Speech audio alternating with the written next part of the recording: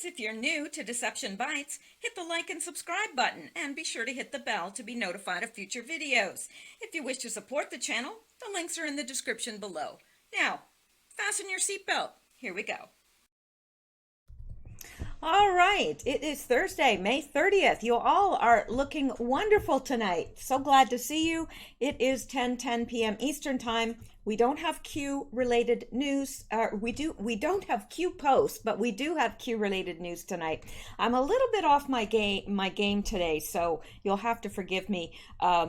We've had it's been late coming, our spring, and really we should be into summer by now, but well, just about anyway. But it's been a very, very cold spring. Well, now everything's just starting to bud and there's pollen everywhere. So I have sneezed my head off today. Well, not literally, but I do think that I sneezed my hair straight because this is the straightest I've seen my hair in a very long time. So, it was worth all the sneezing if that's the case. All right, well, let's get into it here. We've got plenty to go over, but I don't want this to be too long. And hopefully I won't start sneezing. Now, I had this note to myself, Candida auris. I had this note to myself because I want to look it up. It is something new that is affecting people. Another thing that is spreading quickly. So I wanted to look up some information for you all about that, and I haven't had an opportunity yet. But anyway, let's get into this. Pay no attention to the woman with orange hair. All right, let's, I'm sure you've all heard about the man that set himself on fire outside the White House. And, the odd thing is, okay, there looks to be a man getting naked there. Anyway, well, that drew my attention away. A little bit of ADHD there. Okay, well, a lot. Anyway, this man set himself on fire at the White House, like outside the White House. And the odd thing is when I first saw it, he was just kind of walking around. And I thought, honestly, he was wearing one of those fire suits. But then I thought, well, his head's not protected, so he's got to be burning. And literally, when that realization hit me, I stopped watching it because just realizing that, wait a minute, that can't be a fire suit because he doesn't have any protection on his head. Well, he has died now, and he was wearing a USA t-shirt. He was hallucinating after taking synthetic marijuana, K2, laced with PCP. So they've now discovered what was wrong with him. His name was Arnav Gupta, is the man who was filmed setting himself on fire on Wednesday. The 33-year-old had been reported missing by his family earlier that day. Unnamed police sources say he was hallucinating and did not respond to them. He died in the hospital after suffering burns to 85% of his body. Disturbing video footage shows him calmly walking across Ellipse Park, then setting himself on fire. U.S. Secret Service agents put out the blaze and took him to the hospital. It was really actually horrendous, and there he is, and he was just calmly walking. He was on fire, just calmly walking. So I guess that is the reason why. Now, I've never heard of synthetic marijuana, but it was laced with angel dust, which is PCP. So I guess I don't know exactly what angel dust does to you, but I know it's hallucinogenic. But I don't know what synthetic marijuana is. I wouldn't think that would be too, that it would make you hallucinate or anything. I'm sure that came from the angel dust. But anyway, it is unfortunate because obviously this man was not intending to. A lot of people thought he was protesting. He wasn't protesting. He was, high. Now, I thought there was maybe he was mentally ill or he was suicidal. He was depressed, but apparently this is the issue here. So I wanted to show you guys that because we had covered that earlier. Now, someone sent this to me, and you know who you are. Thank you very much.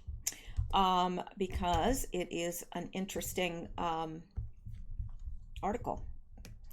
Techno-tyranny, the iron-fisted authoritarianism of the surveillance state. Now, we've had many articles along this line because it is something that, quite frankly, we need to keep an eye on and know where this is all going. It's not looking good. It's not looking good here either. I mean, it's looking really bad if you're in China, but it's not looking so good here either. This is authored by John Whitehead via the Rutherford Institute. There will come a time when it isn't they're spying on me through my phone anymore. Eventually, it will be my phone is spying on me. And yes, it is. 20 years after the Wachowski's iconic 1999 film, The Matrix, introduced us to the futuristic world in which humans exist in a computer-simulated non-reality powered by authoritarian machines, a world where the choice between existing in a denial-ridden virtual dream state or facing up to the harsh, difficult realities of life comes down to a red pill or a blue pill. We stand at the precipice of a technologically dominated matrix of our own making. We are living the prequel to the Matrix, with each passing day falling further under the spell of technologically driven virtual communities. Let me make this a little bit bigger. I know some of you guys are on your phone and you like to read along.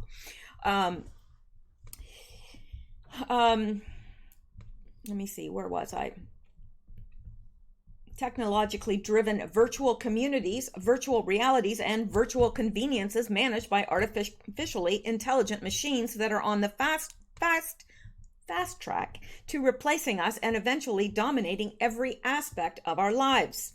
In The Matrix, computer programmer Thomas Anderson, aka hacker Neo, is wakened from a virtual slumber by Morpheus, a freedom fighter seeking to liberate humanity from a lifelong hibernation state imposed by hyper-advanced artificial intelligence machines that rely on humans as an organic power source. With their minds plugged into a perfectly crafted virtual reality, few humans ever realize they are living in a dream world. Neo is given a choice to wake up and join the resistance or remain asleep and serve as fodder for the powers that be. You take the blue pill and the story ends. You wake up in your bed and believe whatever you want to believe, Morpheus says to Neo in The Matrix. You take the red pill and you stay in Wonderland, and I show you how deep the rabbit hole goes. In our case, the red pill, a one-way ticket to a life sentence in an electronic concentration camp, has been honeycoated to hide the bitter aftertaste sold to us in the name of expediency and delivered by way of blazingly fast internet, cell phone signals that never drop a call, thermostats that keep us at the perfect temperature without our having to raise a finger, and entertainment that can be simultaneously streamed to our TVs, tablets, and cell phones. Yet, we are not merely in thrall with these technologies that were intended to make our lives easier. We have become enslaved by them. And I would say that we are. And if you doubt that, you go to any restaurant and sit down without taking your phone out and look around you. And those that are not eating are looking at their phone. Doesn't matter how many people are there around them. There could be like a huge table of people and everyone's looking down at their phone. Some are eating with one hand, looking at their phone with the other. Almost the entire restaurant, except for possibly people over 80 or 90 years old and under, say, 3 or 4. And a lot of times the parent will give the child the cell phone to amuse himself. All right.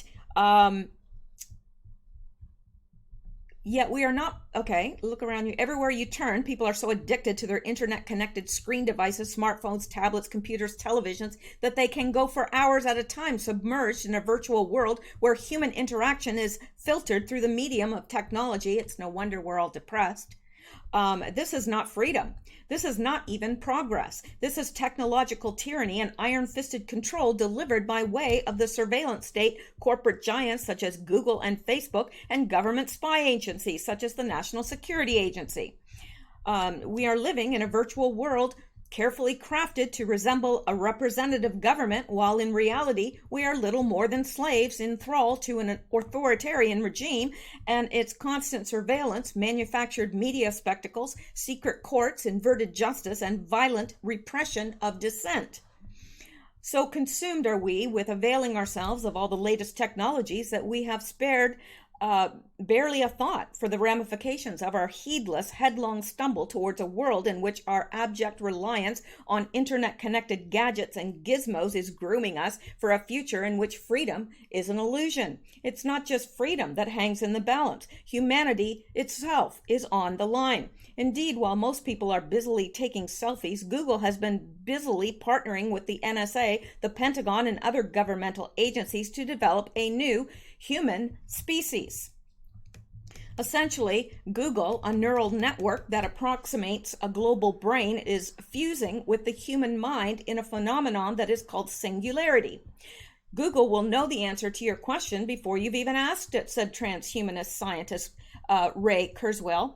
It will have to read every mail you ever have written, every document, every idle thought you've ever tapped into a search engine box. It will know you better than your intimate partner does, better perhaps than even you yourself. But here's the catch. The NSA and all other government agencies will also know you better than yourself. As William Binney, one of the highest level whistleblowers to ever emerge from the NSA, said, the ultimate goal of the NSA is total population control. Cue the dawning of the age of the Internet of Things, in which internet-connected things will monitor your home, your health, and your habits in order to keep your pantry stocked, your utilities regulated, and your life under control and relatively worry-free. The key word here is control. In the not-too-distant future, just about every device you have, and even products like chairs that you don't normally expect to see technology in, will be connected and talking to each other. By 2020, there will be 152 million cars connected to the internet and 100 million internet-connected bulbs and lamps. By 2021, it is estimated that there will be 240 million wearable devices such as smartwatches, keeping users connected in real time to their phones, emails, texts, messages, and the internet. By 2022, there will be 1.1 billion smart meters installed in homes, reporting real-time usage to utility companies and other interested parties. The connected industry, estimated to add more than 14 trillion to the economy by 2020, is about to be the next big thing in terms of societal transformations, right up there with the Industrial Revolution, a watershed moment in technology and culture.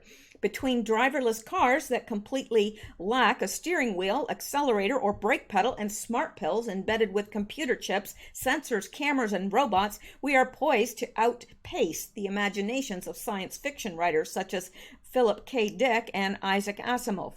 By the way, there is no such thing as a driverless car. Someone or something will be driving, but it won't be you. The aim of these internet-connected devices, as Nest proclaims, is to make your house a more thoughtful and conscious home. I don't know about you, but I don't really want my home to be thoughtful or conscious. For example, your car can signal ahead that you're on your way home, while hue lights can flash on and off to get your attention if Nest Protect senses something's wrong. Your coffee maker, relying on data from fitness and sleep monitors, will draw a stronger pot of coffee for you if you've had a restless night. Internet-connected techno gadgets as smart light bulbs can discourage burglars by making your house look occupied. Smart thermostats will regulate the temperature of your home based on your activities, and smart doorbells will let you see who is at your front door without leaving the comfort of your couch. Nest, Google's $3 billion acquisition, has been at the forefront of the connected industry with such technologically savvy conscious conveniences as a smart lock that tells your thermometer who is home, what temperatures they like, and when your home is unoccupied. A home phone service system that interacts with your connected devices to learn when you come and go and alert you if your kids don't come home, and a sleep system that will monitor when you fall asleep, when you wake up, and keep the house noises and temperature in a sleep-conducive state. It's not just our homes that are being reordered and reimagined in this connected age. It's our workplaces, our health systems, our government, and our very bodies are being plugged into a matrix over which we have no control. Moreover, given the speed and trajectory at which these technologies are developing, it won't be long before these devices are operating entirely independent of their human creators, which poses a whole new set of worries. As technology expert Nicholas Carr notes, as soon as you allow robots or software programs to act freely in the world, they're going to run up against ethically fraught situations and face hard choices that can't be resolved through statistical models.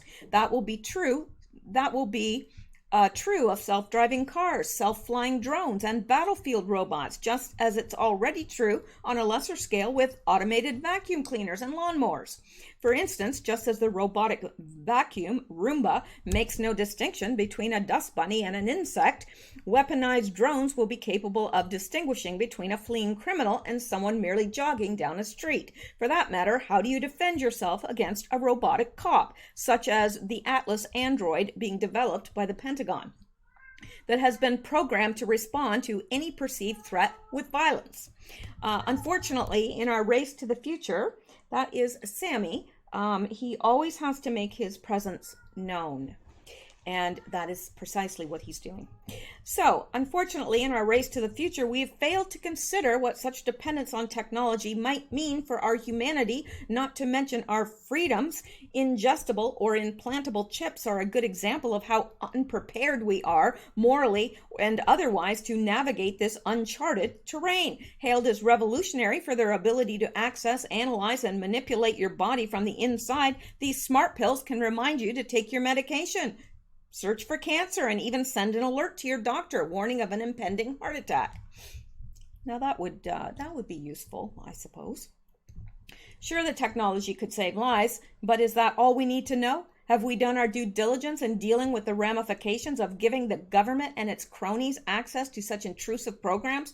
For example, ask reporter Ariana Unjung Cha, how will patients be assured that the technology won't be used to compel them to take medications they don't really want to take? Could what started as a voluntary experiment be turned into a compulsory government identification program that could erode civil liberties? Well, yes. If you were shocked by Edward Snowden's revelations about how NSA agents have used surveillance to spy on America's phone calls, emails, and text messages, can you imagine what unscrupulous government agents could do with access to your internet-connected car, home, and medications? All of those internet-connected gadgets we have to have, Forbes refers to them as data pipelines to our intimate bodily processes. The smartwatches that can monitor our blood pressure and the smartphones that let us pay for purchases with our fingertips and iris scans are setting us up for a brave new world where there is nowhere to run and nowhere to hide. Excuse me. Imagine what a SWAT team could do with the ability to access, monitor, and control your internet-connected home, locking you in, turning off the lights, activating alarms. Thus far, the public response to concerns about government surveillance has amounted to a collective shrug. After all, who cares if the government can track your whereabouts or your GPS-enabled device as long as it helps you find the fastest route from point A to point B? Who cares if the NSA is listening in on your phone calls and downloading your emails so long as you get your phone calls and emails on the go and get lightning fast internet on the fly? Who cares if the government can monitor your activities in your home by tapping into your internet connected devices, thermostat, water, lights, so long as you can control those things with a flick of a finger, whether you're across the house or across the country? It's hard to truly appreciate the intangible menace of technology-enabled government surveillance in the face of all too tangible menace of police shootings and unarmed citizens, SWAT team raids, and government violence and corruption. However, both dangers are just as lethal to our freedoms if left unchecked. Now, I'm going to come down here because this is a very, very long article, and I'm going to start with George Orwell understood this. His masterpiece, 1984, portrays a global society of total control in which people are not allowed to have thoughts that in any way disagree with the corporate state. There's no personal freedom, and advanced technology has become the driving force behind a surveillance-driven society. Snitches and cameras are everywhere, and people are subject to the thought police who deal with anyone guilty of thought crimes. The government or party is headed by Big Brother, who appears on posters everywhere with the words, Big Brother is watching you. Make no mistake, the Internet of Things is just Big Brother in a more appealing disguise. Now, there are still those who insist that they have nothing to hide from the surveillance state and nothing to fear from the police state because they've done nothing wrong. To those sanctimonious few, secure in their delusions, let this be a warning. The danger posed by the American police state applies equally to all of us, lawbreaker and law abider alike. In an age of too many laws, too many prisons, too many government spies, and too many corporations eager to make a fast buck at the expense of the American taxpayer, there is no safe place and no watertight alibi. We are all guilty of some transgression or other. Eventually, as I make clear in my book, Battlefield America, the War on the American People, we will all be made to suffer the same consequences in the electronic concentration camp that surrounds us. This is a good article, and I know it's long, but I wanted to read the bulk of it because it's so important. And people, they're seeing this stuff being developed. Well, you know that, I mean, just like when they came out with cell phones, I remember the very first time I saw a man in a bank, and this is when cell phones were huge. You had a big carrying case, and it was like just massive. And this guy had a cell phone. And I remember, because I mean, I had heard about them, but I'd never seen anybody with one. And I just stared and stared because I thought, oh my gosh, that man must be very important.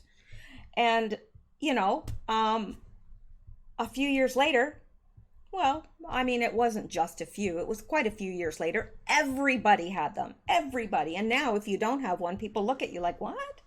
You don't have a cell phone? So, yeah, this stuff is, I mean, the smart meters are here, that the Nest, you've got the Google, what is the Google, there's several of them. There's one by, they listen to you. That you can ask them questions and everything. I know you know what I mean. It's on the tip of my tongue, but I can't remember what the name of it is. There's a couple of them anyway, and you know, yes, they're listening to you, they're listening to your conversations, and people can hack into these devices as well, because you know, even baby monitors people have hacked into, and a stranger's in there looking at your baby and talking to your baby through the baby monitor. Yeah, weird.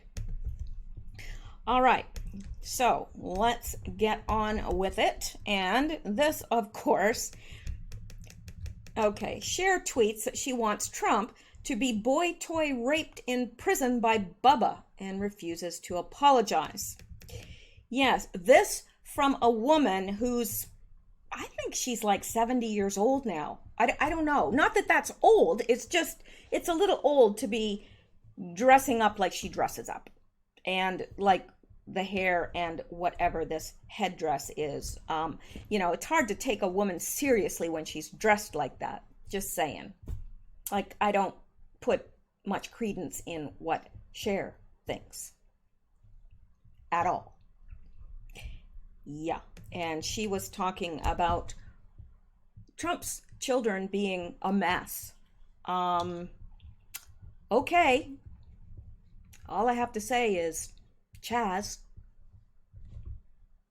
Now, I don't know. He could be a very, very lovely person. I don't know. But I'm just saying, she doesn't have any room to talk. Trump's children have, you know, I'm sure they've done things that are wrong, like us all. But they're good people, I believe. All right, now, I have to show you this too, because it really is getting ridiculous. And I've heard these stories. Big airlines just filed a legal document to end ridiculous emotional support animals. It's absurdly brilliant. It is. The group represents Delta, United, Southwest, and all other big airlines, and the petition it filed with the U.S. Department of Transportation is so earnest that it's hilarious.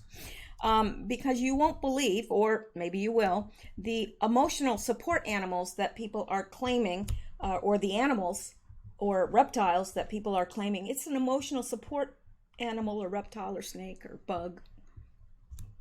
When it comes to emotional support animals on airplanes, truth is stranger than fiction. You've seen the headlines from Southwest, Delta, and United and others. A woman tries to board with an emotional support peacock.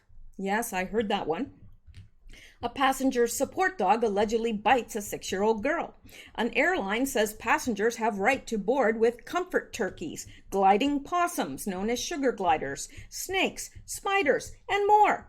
Now, the biggest U.S. airlines have banded together to try to do something about the situation. The result is a 39-page legal document that starts out earnestly and ultimately makes clear just how crazy it's all become. Officially entitled Comments of Airlines for America and the International Air Transport Association, the airlines filed it earlier this month with the U.S. Department of Transportation. It reads like a legal brief, but it's more like a position paper, and it starts out dryly enough. By the time we get to the end, however, it's clear that emotional support animals have gotten way out of hand. The absurdity of the descriptions in this lobbying document might just be enough to finally get the government to do something.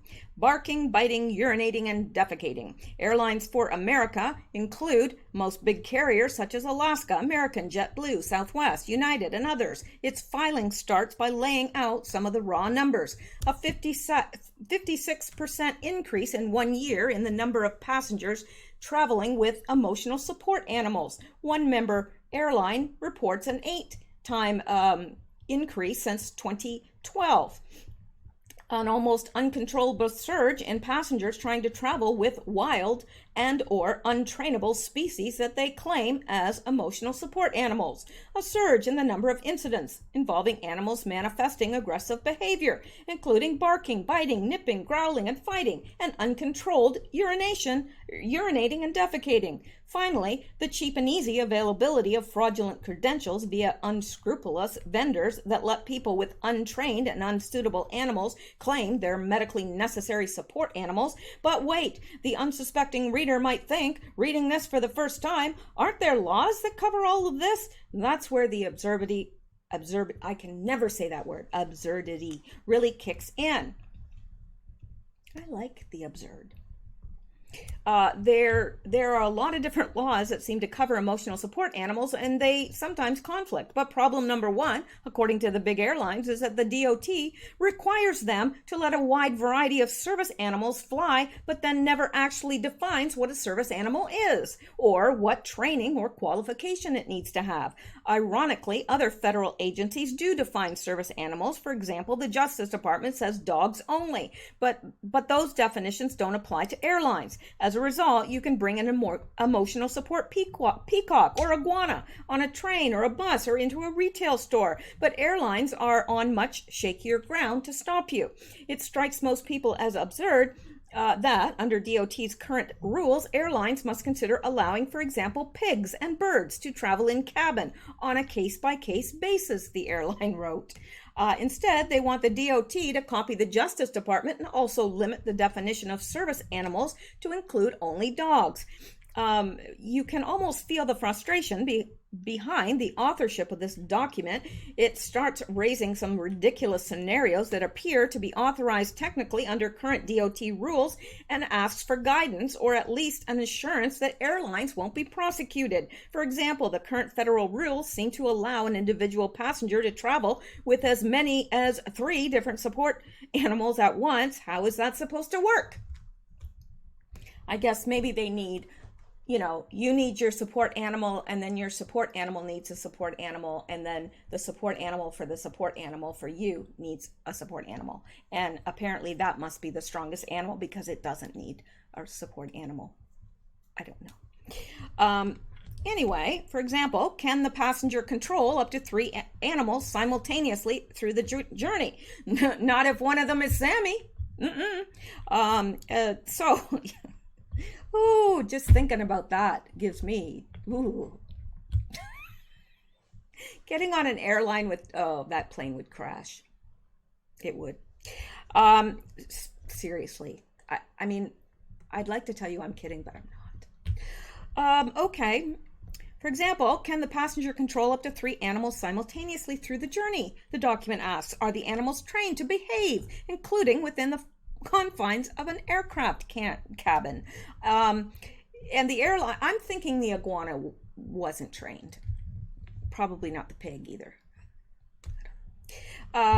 Yeah, and the airline lists some restrictions that members want to start using unilaterally. For example, barring passengers from claiming animals like goats, hedgehogs, insects, birds, and any animal on the endangered species list, among others. Would DOT at least consider exercising its prosecutorial discretion not to enforce laws against airlines that refuse to transport animals other than dogs, cats, and miniature horses? We don't yet know. There are some requests as well, things that I think will seem almost overly reasonable in comparison to the current situation. The airlines want to be able to require people traveling with support animals to actually check in with a person rather than simply showing up with an online boarding pass. And they want the right to ask passengers more questions about the animals and require them to provide documentation of vaccination, training, and behavior. But eventually we get to the point that it seems as if the airlines are arguing with an invisible person, because there can't really be anyone at the DOT who thinks that the laws are truly set up to protect a passenger who wants to fly with an emotional support spider, for example, or an armadillo. Yeah. I will never, ever have an emotional support spider. I'm just saying. Or an emotional support snake. If I had an emotional support snake, it would be because that snake would need emotional support after I got done with it. Anyway, that would be patently absurd, wouldn't it? Of course it would. I think that's exactly what the airlines want the public to know. So there you go. Next time you're flying, you might have a support pig beside you. I guess there's worse. I've had worse. Trust me, I've had a lot. Like a person that needed probably 3 seats, and I was squashed into 1/2 of mine. Seriously. And they sweat. I'll take a support pig any day over that. Okay, let's go back. Yeah. Oh, and we've been talking a lot about the mountains of trash and rats and so far. So let's look at this now. I know some of you probably thought I was being a little bit ridiculous, but then look at this. No, really, look. Liberal utopia, LAPD officers diagnosed with typhus stemming from mountains of rotting rat-infested trash in the streets. So you've got law enforcement officers coming down with typhus now because of the rats and trash and puke and urine and feces in the streets. Hello? That's what I was just saying the other day. You know it's coming. It's coming. There's going to be an outbreak. I'm telling you. You can't live like that in a place that's so crowded with people and where you have such rampant homelessness, and adding to that more and more and more undocumented immigrants daily, of the illegal persuasion. You can't have it's just ripe. It's ripe for an infestation, a pandemic. Mountains of rotting rat-infested trash has piled sky high in the liberal utopia of Los Angeles, despite millions of dollars allocated for cleanup and prevention. In October, LA Mayor Garcetti promised to clean up the not the herpes. I don't know. Sometimes I worry about myself, really. Clean up the heaps of rat-infested trash piling up around Los Angeles to help combat the typhus epidemic. Even though the mayor allocated millions of dollars to help clean up the streets in LA, especially Skid Row, known as the typhus zone, there are still mountains of trash everywhere, and the infectious disease is worsening. Now, where do you think those millions of dollars went? probably into somebody's pocket. That's my guess. I think that these people are so corrupt, absolutely corrupt. And the politicians are too busy worrying about whether whether Trump colluded with the Russians, which of course he didn't. So now they're just trying to find anything. I'm surprised they haven't gone back to his kindergarten class and said, did he play nicely with his student, the other students? Did he play nicely? Did he share his toys? Let's impeach him. He wasn't nice in kindergarten. All right. That's all we're going to say about that, because we have visited that and revisited it and revisited the revisitation. All right. This from Matt Couch. Geraldo has the whiny left in an uproar because he says he will fight those who want to impeach a duly elected president. I hate to break it to you idiot sticks on the left, but there's about 100 million Americans, me included, who will join him. Good luck. Yeah, I think actually that's probably an underestimation of the amount of people that would be completely up in arms, maybe literally. Because, it's not just the States. There's a whole lot of Canadians. There's a whole lot of people all over the world that would come to his defense. That's true. All right. Now, you're not going to believe this, really. You're not going to believe it. But I'm going to show you something just for the... Well, it's one of those things that if you're someplace and, conversation lulls, this is something that you could bring up, as just an interesting fact, and people would go, that's interesting, fascinating. So just, like the conversation starter. Yeah, something like that.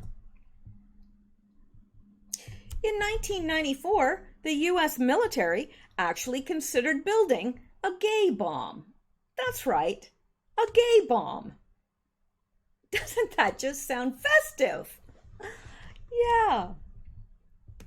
The idea of a gay bomb came from a desire to debilitate and distract their opponents, but not necessarily kill them.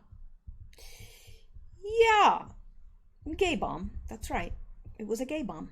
The concept of a gay bomb sounds like something out of a bad science fiction movie. A bomb that would drop a mixture of chemicals on the enemy and literally make them fall in love with one another. To distract them from the wartime duties seems like such an impossible, far-fetched, ludicrous plan that no one could ever possibly attempt it. Right? Wrong.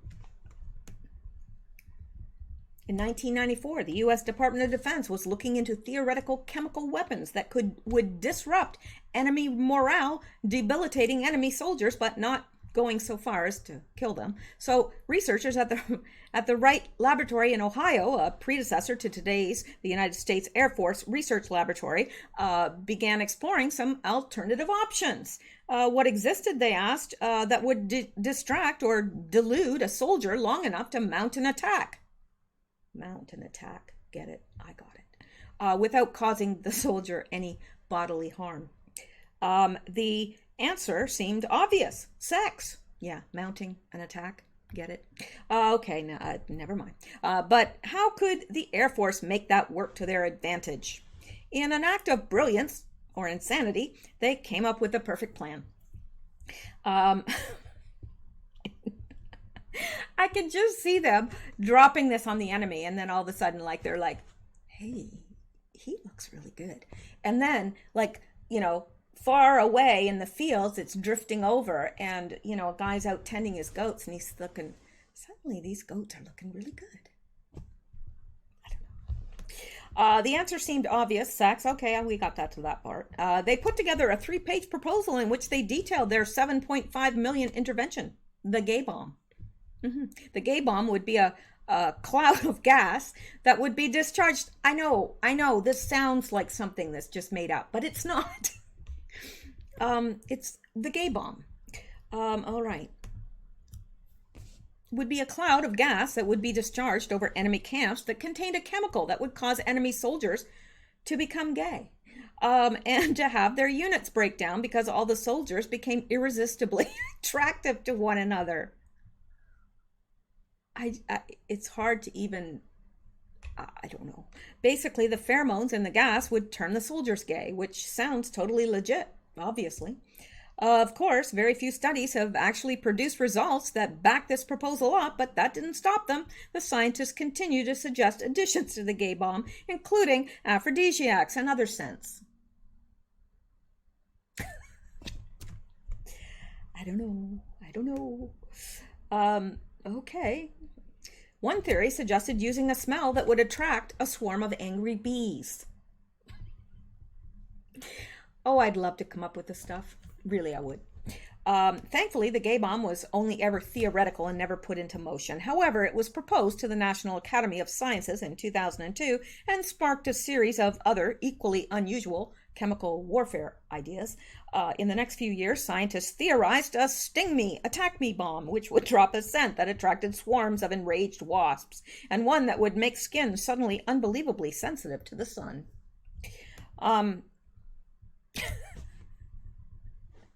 Maybe they should drop something that would make your skin, irresistibly soft, because you'd be like, I don't know. They also proposed one that would cause severe and lasting halitosis. Though it's not entirely clear what they hope to achieve by just giving their enemies bad breath. Wouldn't that be awful if they had the gay bomb and it had something with halitosis in it? So not only were you suddenly really attracted to your fellow soldiers, but you also had bad breath. That would be bad. Man, they should maybe colored the bomb, like so that when it went off, it was like a rainbow color. Maybe. I'm just saying. Among the more comical ideas was a bomb titled "Who? Me?" which simulated flatulence among the ranks, hopefully distracting the soldiers with terrible smells long enough for the U.S. to attack. That idea was scrapped almost immediately. However, after researchers pointed out that some people throughout the world don't find the smell of flatulence particularly offensive. Okay. Like the gay bomb, these creative chemical ideas never came to fruition. According to Captain Dan McSweeney of the Joint Non-Lethal Weapons Directorate at the Pentagon, the Department of Defense receives hundreds of projects per year, but none of these particular theories ever took off. None of the systems described in that 1994 proposal have been developed, he said. Oh, that's what he says now. Despite the drawbacks for their work in such an innovative field, the researchers who conceptualized the gay bomb were awarded the Ig Nobel Prize, a parody award which celebrates unusual scientific achievements that first make people laugh and then make them think. The gay bomb certainly fits the bill for that one. Yeah. Well, there you go. Now, you can't get news like this on other channels, can you? And you certainly won't get news like this on the mainstream media. I'm just saying. So next time you're in a very boring place stuck there with a bunch of people, you can bring this up. Spark a conversation. All right. Well, let's go back. No, really. All right. Holy crap. FISA court judge Randolph Contreras, who oversaw General Flynn's case, is friends with corrupt... we already read this before. What is this? You know what? I apparently didn't have that much tonight because we're getting into stuff that we have already covered. So there you go. Yeah, the stuff I've covered before. So I better get working and get some more stuff for tomorrow. I'm talking like that because my friend who is from Ireland, she can talk without an accent, but when she gets really excited, her Irish accent comes back, and she does this impression of her mother, and it's so hysterical. Like, I could be crying and I will just laugh hysterically because it's so funny. I've been trying to get her to do it for you all because it's just hysterical, but she won't. She's shy, or so she says. All right. Anyway, that is it for tonight, and I will be back tomorrow. And no, really, I will. It's been a short night. I do apologize for that. I will have more stuff, more better stuff even. Well, you know, more better isn't proper grammar, but I will have additional things to bring to you tomorrow. Really good things. So there you go. And I'm going to sign off for tonight. I hope you guys have a wonderful evening. Stay safe, stay well, and keep seeking truth. Because deception bites. Right in the hinder parts.